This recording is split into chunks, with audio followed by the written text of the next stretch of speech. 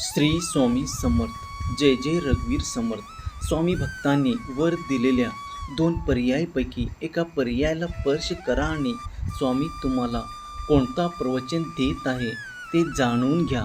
स्वामी समर्थ महाराजांना कोटी कोटी प्रणाम करून आजच्या या पवित्र प्रवचनाची सुरुवात करूया. माझ्या लेकरांनो, आयुष्य कोणासाठीही थांबत नाही. सूर्य रोज उगवतो, वेळ पुढे सरकत राहते, ऋतू बदलत राहतात आणि जीवनाचा प्रवास कधीही मागे वळून पाहत नाही. मग तुम्ही मात्र कालच्या दुःखाला धरून बसू नका. असा सुंदर दिवस का वाया घालवत आहात? असे घडून गेले आहे ते पुन्हा बदलता येणार नाही, पण जे आज तुमच्या हातात आहे ते सुंदर नक्कीच बनवता येईल. म्हणून कालच्या जखमा पुन्हा पुन्हा घडू नका. कालच्या अपमानाचे राग रोज मनात उकरू नका आणि ज्यांनी तुम्हाला दुःख दिले त्याच्या आठवणीत स्वतःचे आयुष्य जाळू नका. कारण तुमच्या दुःखामुळे काळ परत येणार नाही आणि तुमच्या अश्रूमुळे गेलेली वेळ परत मिळणार नाही. माझ्या लेकरांनो, ज्याप्रमाणे वाहणाऱ्या नदीला मागे वळून पाण्यासाठी वेळ नसतो, त्याचप्रमाणे तुमच्या जीवनालाही पुढे जायचं आहे. उद्याची चिंता करून आजचा दिवस दुःखी करू नका. उद्या काय होईल, कोण साथ देईल, पैसा राहील का, काम होईल का, संकट येईल का, मुलाचे काय होईल, संसाराचे काय होईल, अशा हजारो प्रश्नांनी मन भरून घेऊ नका. कारण अजून आलेल्या दिवसाचे होते आजच खांद्यावर घेतलं की असा प्रवासही कठीण होतो. उद्याची चिंता करण्यापेक्षा आजचे कर्म चांगले करा. आज तुमचे विचारसुद्धा ठेवा. आज तुमचे कर्तव्य प्रामाणिकपणे करा. आज ज्याच्यावर प्रेम करता त्यांना वेळ द्या आणि आज देवावर विश्वास ठेवा. उद्या तुमच्या हातात नाही, पण आज तुमच्या हातात आहे. म्हणून माझ्या लेकरांनो, आजचा दिवस जगा, आजचे कर्तव्य करा आणि उद्याची चिंता माझ्यावर सोडा. दुनियादारी शिकायचं असेल तर सर्वात आधी एक गोष्ट समजून घ्या. लोकांना बदलण्याचा प्रयत्न करू नका. प्रत्येक माणूस तुमच्या मनासारखा वागेल, तुमच्या अपेक्षेप्रमाणे बोलेल आणि तुमच्या इच्छेप्रमाणे विचार करेल अशी अपेक्षा ठेवू नका. फुलाला त्याचा सुगंध असतो, काट्याला त्याचा स्वभाव असतो, आकाशाला विशालता असते आणि समुद्राला खोली असते. त्याचप्रमाणे प्रत्येक माणसाचा स्वभाव वेगळा असतो. कोणीतरी शांत असेल, कोणीतरी रागीट असेल, कोणीतरी मनाने चांगला पण बोलण्यात कठोर असेल, तर कोणीतरी गोड बोलूनही मनात वेगळे ठेवत असेल. म्हणून प्रत्येकाला बदलण्याचा प्रयत्न, स्वतःशी शांतता गमवू नका.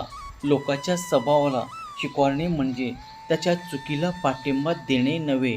स्वीकारणं म्हणजे कोणाकडूनही किती अपेक्षा ठेवायचं हे समजून घेणे.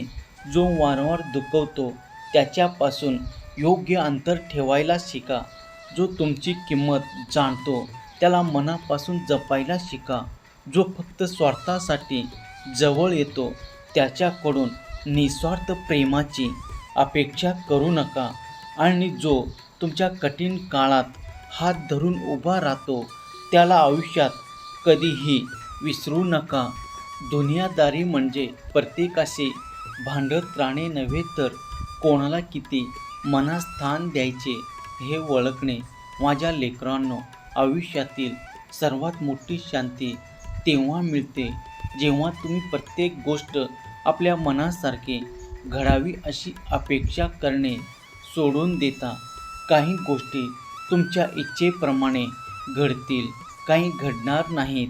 काही माणसे आयुष्यभर सोबत राहतील तर काही अचानक दूर जातील. पण त्याच्या जाण्याने तुमचा प्रवास थांबता कामा नये. ज्यांनी सोडून दिले त्याच्यासाठी रडत बसू नका, कारण कदाचित त्याच्या जाण्यानेच तुमच्या आयुष्यात काहीतरी नवीन येण्यासाठी जागा तयार झाली असेल. प्रत्येक वेदनेत शिक्षा नसते. काही वेदना अनुभव देण्यासाठी येतात. प्रत्येक तुटलेली नाते नुकसान नसते. काही नाती तुटल्यावर स्वतःची किंमत कळते.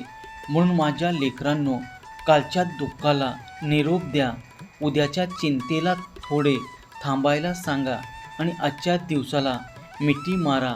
तुमच्याकडे जे आहे त्याबद्दल कृतज्ञ राहा. ज्याच्याकडे तुम्ही आहात त्याच्यासाठी आनंदाने जगा. तुमच्या हातात असलेल्या छोट्या छोट्या सुखाची किंमत ओळखा, कारण आयुष्य मोठ्या आनंदाच्या एका दिवसाने सुंदर होत नाही, तर रोजच्या छोट्या छोट्या आनंदाने सुंदर बनते. घरातील माणसे, त्याच्या चेहऱ्यावरचे हास्य, आपल्या हातातून होणारे चांगले काम, मनातील समाधान आणि देवावरील विश्वास यापेक्षा मोठी संपत्ती दुसरी कोणती?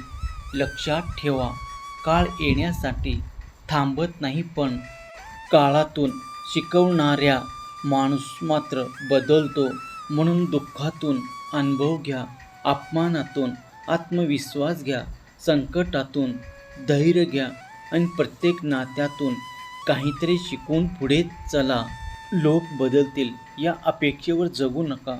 स्वतःच्या मनाला इतके मजबूत करा की कोणाच्या स्वभावामुळे तुमची शांतता हिरावली जाणार नाही.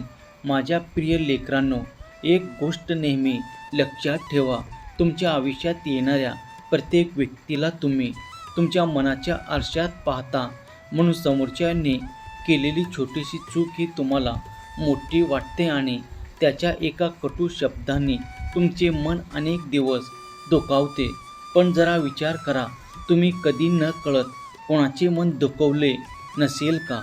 तुम्ही कधी रागाच्या भरात चुकीचा बोललेला नसाल का? तुम्ही कधी कोणाच्या अपेक्षा पूर्ण करू शकाल नसाल का?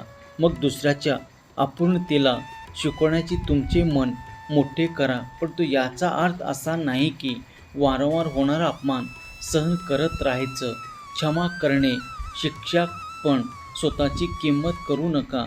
प्रेम द्या, पण स्वतःचे अस्तित्व गमवू नका. नाती जपा, पण नात्यासाठी स्वतःची शांतता कायमची गहाण ठेवू नका. अनेक वेळा माणूस दुसऱ्याला बदलण्याच्या प्रयत्नात स्वतःचे आयुष्य थकवून टाकतो. पत्नीने पतीला बदलावे, पतीने पत्नीला बदलावे, आई वडिलांनी मुलांना आपल्या विचाराप्रमाणे घडवावे, मुलांनी पालकांनी बदलावे, मित्रांनी मित्राच्या सवयी बदलाव्यात. ही अपेक्षाची साखळी कधी संपत नाही. पण लेकरांनो, समजून सांगणे तुमच्या हातात आहे. प्रेमाने मार्गाने दाखवणे तुमच्या हातात आहे. स्वतःचा अनुभव सांगणे तुमच्या हातात आहे. परंतु कोणाच्या मनात बदल घडवायचा अधिकार तुमच्या हातात नाही.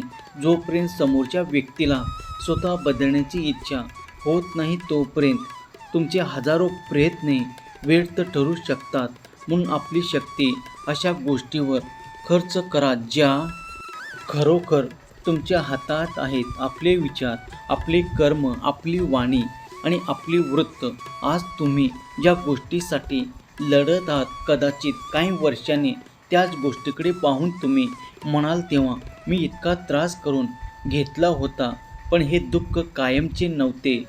म्हणून दुःखाच्या क्षणी निर्णय घेऊ नका, रागाच्या क्षणी शब्द बोलू नका, निराशेच्या क्षणी आयुष्याबद्दल निष्कर्ष काढू नका. कारण वेळ बदलते, परिस्थिती बदलते आणि माणसाचे मनही बदलते. काळोख कितीही गडद असला तरी सूर्योदयाला कोणी थांबवू शकत नाही. त्याचप्रमाणे तुमच्या आयुष्यात कितीही संकटे आली तरी आशेचं एक किरण कायम जिवंत ठेवा. तुम्ही प्रयत्न सोडले नाहीत आणि विश्वास सोडला नाहीत तरी जीवन तुम्हाला पुन्हा उभे राहण्याची संधी नक्की देईल. माझ्या लेकरांनो, भूतकाळ हा शिकवण्यासाठी असतो, ते कायमचे राहण्यासाठी नसतो.